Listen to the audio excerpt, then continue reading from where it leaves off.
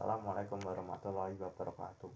Perkenalkan, nama saya Randy Setiawan dengan NIM 222111277 dari kelas S6C, matkul Hukum Penanaman Modal.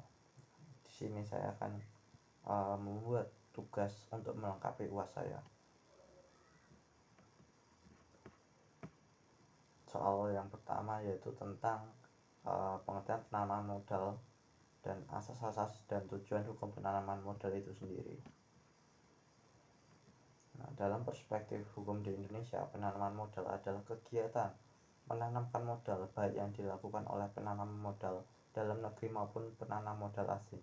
Jadi yang dilakukan oleh PMN dan PMA itu sendiri untuk melakukan usaha di wilayah NKRI.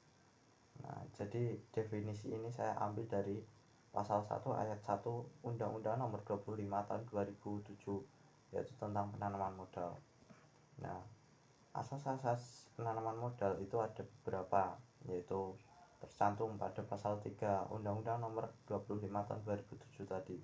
Nah, yang pertama yaitu kepastian hukum, yang kedua keterbukaan, yang ketiga akuntabilitas, yang keempat kesetaraan, yang kelima keadilan, yang keenam efisiensi berusaha, yang ketujuh yaitu berkelanjutan. Nah, tujuan hukum penanaman modal ini juga tercantum pada pasal 4 Undang-Undang Nomor 25 tahun 2007, yaitu yang pertama tujuannya yaitu 1. Meningkatkan pertumbuhan ekonomi nasional, 2. Menciptakan lapangan kerja, 3. Meningkatkan pembangunan ekonomi yang berkelanjutan, 4. Meningkatkan daya saing dunia usaha nasional, 5. Meningkatkan kapasitas dan kemampuan teknologi nasional.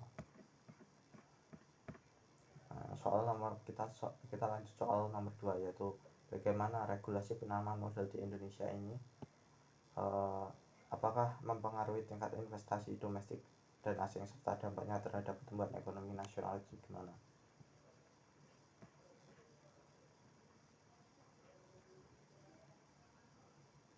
Nah, regulasi penanaman modal di Indonesia itu ada beberapa, yaitu yang paling utama yaitu Undang-Undang Nomor 25 tahun 2007 tentang penanaman modal. Ada lagi yaitu Perpres nomor 10 tahun 2021 tentang bidang usaha penanaman modal, yaitu dalam kerangka UU Ciptaker.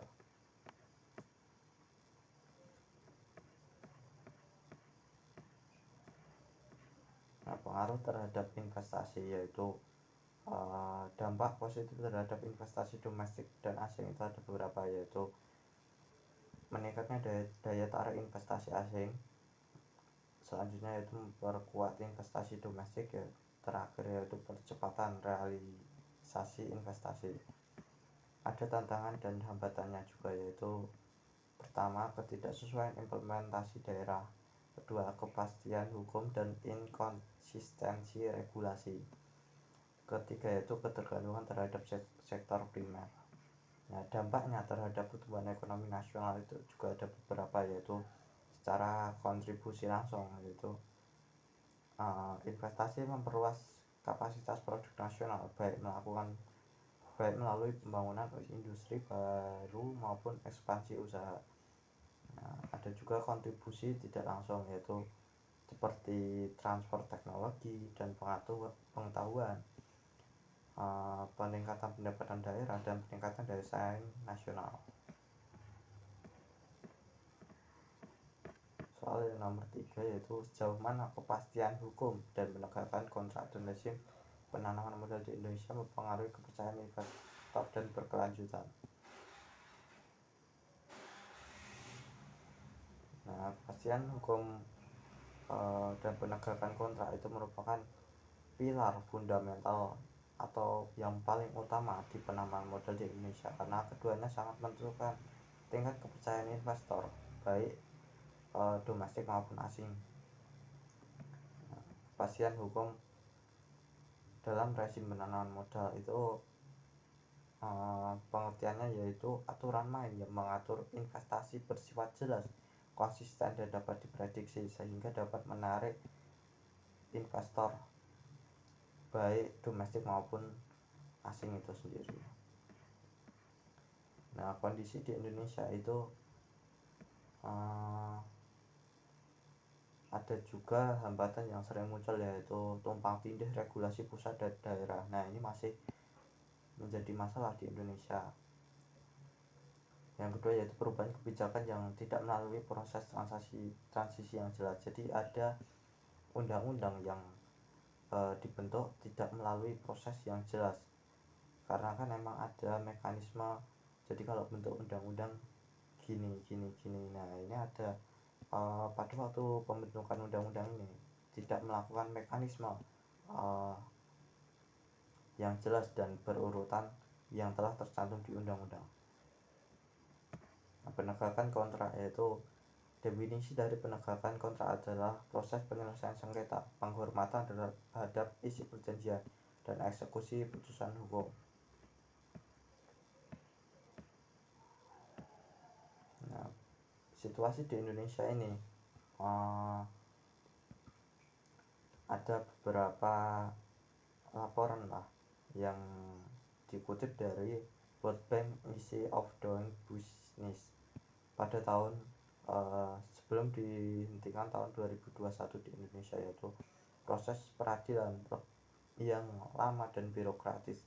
Nah, ini proses peradilan ini kan di Indonesia kan ini kan sangat lama, membutuhkan waktu lama dan sangat birokratis. Jadi udah rumit, kompleks gitu kan, itu juga menjadi penghambat investor masuk ke Indonesia itu sendiri.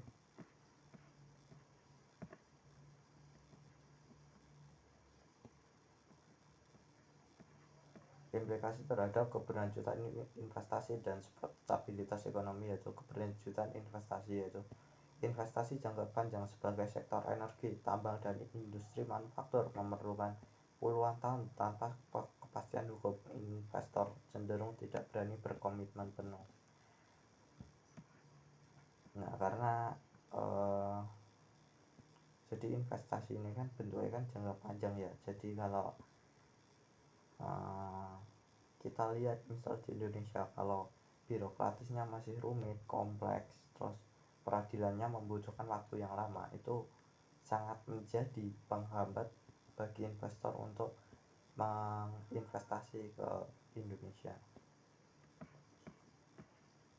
Nah, ada upaya perbaikan yang dilakukan pemerintah, yaitu reformasi hukum melalui UU Ciptaker tahun 2020 dan peraturan turunannya untuk menyederhanakan dan menyinkronkan regulasi.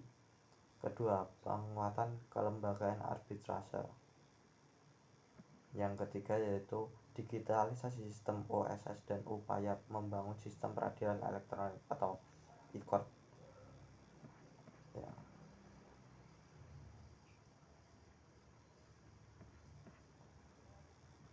Soal yang terakhir yaitu menganalisis hak dan kewajiban investor dan bagaimana keseimbangan antara hak dan kewajiban ini diatur untuk menciptakan iklim investasi yang kondusif dan bertanggung jawab. Nah, ini jawabannya yaitu dasar hukum itu, yaitu tadi sudah saya sebutkan, yaitu dasar hukum utama dalam penanaman modal, yaitu Undang-Undang Nomor 25 Tahun 2007 tentang penanaman modal.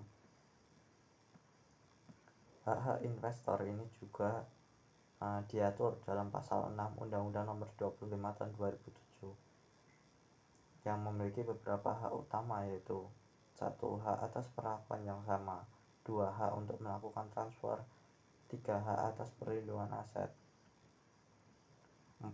Hak atas penyelesaian sengketa. Nah, investor berhak menyelesaikan sengketa melalui pengadilan nasional, arbitrase nasional atau internasional.